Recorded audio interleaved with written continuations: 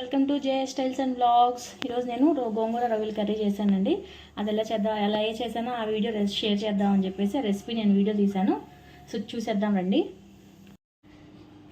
ఇవి రొయ్యలు అండి. ఇవి దగ్గర నేను 3 kg తీసుకున్నానండి. అవి ఒలిచేయంగా నాకు తెలిసి ఒక 400 grams ఉంటాయి అన్నమాట ఇవి రొయ్యలు. ఇందులో ఏంటంటే సాల్ట్, పసుపు, కొద్దిగా నిమ్మరసం వేసి వీటిని వాష్ చేసుకోవాలండి. అప్పుడే సీ ఫుడ్ ఏదైనా సరే మనకు రొయ్యలు మాత్రం కొంచెం స్మెల్ ఎక్కువ వస్తాయి కదా, అలా కడుక్కుంటే మాత్రం అది వాసన అంతా పోతుందన్నమాట. గోంగూర అండి, ఇది నేను 2 కట్టలు తీసుకున్నాను అనమాట. మాకు కొంచెం గోంగూర ఎక్కువ ఉంటేనే ఇష్టం అని చెప్పి నేను ఎక్కువ వేసుకుంటున్నాను. మీకు కావాలంటే ఒక కట్ట అయినా వేసుకోవచ్చు. ఇందులోకి ఇప్పుడు సరిపడా అల్లం వెల్లుల్లి పేస్ట్, కొద్దిగా ధనియా జీరా పౌడర్ అండి. చాలా టేస్ట్ వస్తుందండి, చాలా బాగుంటుంది. ఇంక ఇందులో చిల్లీస్, కారం ఏం యూజ్ చేయండి, ఇంకా చిల్లీస్ వేసేసి పెట్టేస్తాను అనమాట. నేనైతే ఒక 3 చిల్లీస్ ఇలా చిన్న మధ్యలోకి ఇరుపుకొని వేసేసాను అనమాట. ఇప్పుడు స్టవ్ కొద్దిగా పసుపు వేసుకోవాలి,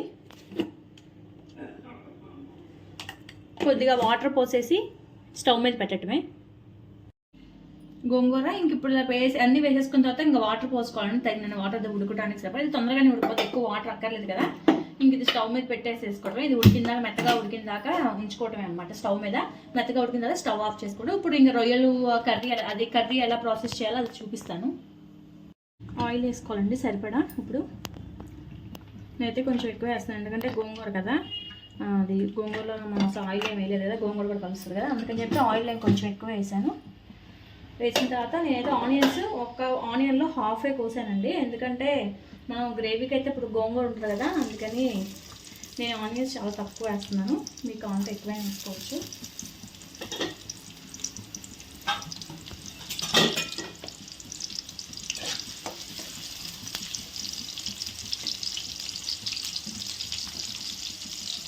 తర్వాత కరివేపాకు,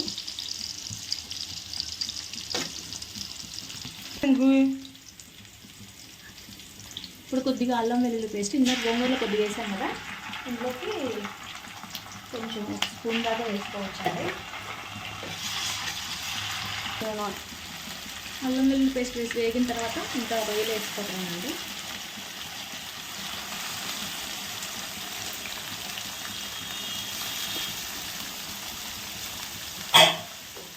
ఇంక ఇవి రొయ్యలు అయితే ఒక 2 minutes మూత పెడితే అప్పుడు వాటర్ వస్తాయి కదా ఇందులోంచి, ఆ వాటర్ కొంచెం వచ్చిన తర్వాత కొద్దిగా అవన్నీ మసాలాలన్నీ వేసుకోవచ్చు.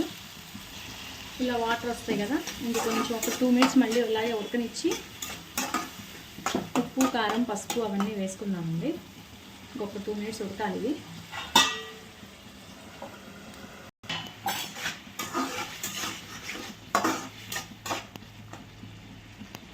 రొయ్యలోంచి వాటర్ వచ్చేసినాయి కదా, ఇంక ఇప్పుడు కొద్దిగా పసుపు, కారం అన్ని మసాలాలన్నీ వేసేసుకుంటే దానికి ముక్కకి బాగా పడతాయండి. నేను కొంచెం ఎక్కువ వేస్తున్నాను, ఎందుకంటే గోంగూర కూడా ఉంది కదా మనకి, అందుకని చెప్పి నేను కొంచెం ఎక్కువ వేస్తున్నాను. కొద్దిగా జీరా పౌడరు, ధనియా జీరా పౌడరు,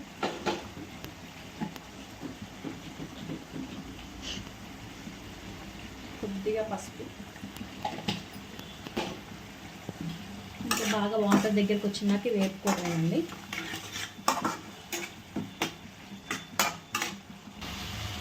ఇలా ఆయిల్ పైకి వచ్చేసింది కదా, ఇంక ఈ స్టేజ్లో గోంగూర వేసుకోవాలండి. ఇందులో మనం ఇందాక గోంగూర ఉడకబెట్టుకున్నాం కదా, అది ఇంకా గోంగూర ఇందాక మనం పచ్చిమిర్చి అవన్నీ వేసి ఉడకబెట్టుకున్నాం కదా, నేను ఇంకేంటంటే అయిపోయాక అవి కొంచెం కొత్తిమీర, కొద్దిగా ఉప్పు వేసి మెత్తుకున్నాను అనమాట. ఇప్పుడు అది ఇంక ఇందులో వేసేయటమే రొయ్యల్లో.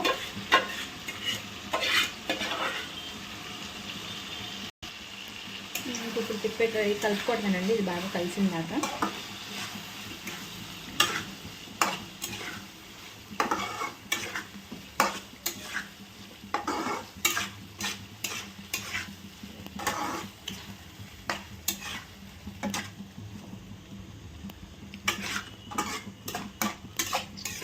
ఇంకొక 5 minutes మూత పెట్టేసి వదిలేస్తే ఏంటంటే గోంగూర పులుపు కూడా కొంచెం రొయ్యలకి అవి పట్టిద్దండి. ఇంకా కాసేపు ఉంచేసుకోవాలి, ఒక 2-3 minutes ఇలా ఉంచేసుకుంటే బాగా పట్టిద్ది. ఇంకా లాస్ట్లో కొద్దిగా కొత్తిమీరను, గరం మసాలా వేసుకుందాము. ఇంక ఇలా ఆయిల్ పైకి వచ్చేస్తుంది కదా, ఇంకా కర్రీ అయిపోయినట్టే. ఇప్పుడు ఏంటంటే కొద్దిగా గరం మసాలా నేనైతే తక్కువ వేసుకుంటున్నాను, ఎందుకంటే నేను ఇది కొంచెం వెజిటేబుల్ కాదు కానీ మామూలుగా ప్లేన్ బగారా రైస్ టైప్లో రైస్ చేశానండి. వెజ్ బిర్యానీ లాగా, ప్లేన్ వెజ్ బిర్యానీ అనమాట, వెజిటేబుల్స్ ఏం వేయలేదు.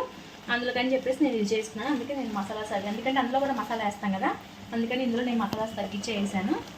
మీరు మామూలుగా ప్లెయిన్ రైస్లోకి వేసుకునే లెక్కైతే కొంచెం అన్నీ ఒక స్పూన్ ఎక్స్ట్రా వేసుకుంటే సరిపోతుంది.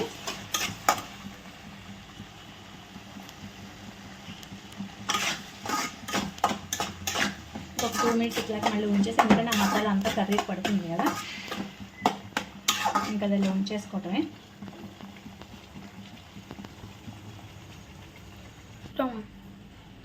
ఇంక ఇప్పుడు అయిపోయినట్టేనండి. ఇంక సర్వింగ్ బౌల్లో తీసుకుని సర్వ్ చేసేసుకోవటమే. ఇంకా రొయ్యల గోంగూర కర్రీ. అందరూ ఈ రెసిపీ ట్రై చేయండి, ట్రై చేసి నాకు కామెంట్ చేయండి ఎలా వచ్చిందో. Okay bye, thanks for watching, subscribe.